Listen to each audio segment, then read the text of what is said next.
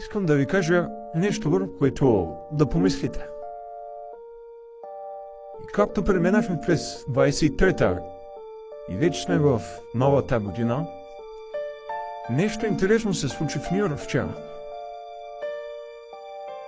И ако сте внимавали, не е случайно станало. Вчера в Ню-Йорк са се случили много експлозии, за които предполагам не сте чули все още.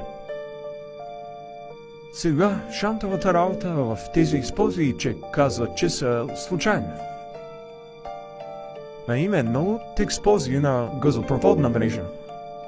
Казват всичко необходимо, за да успокоят хората, за да не се паникяват.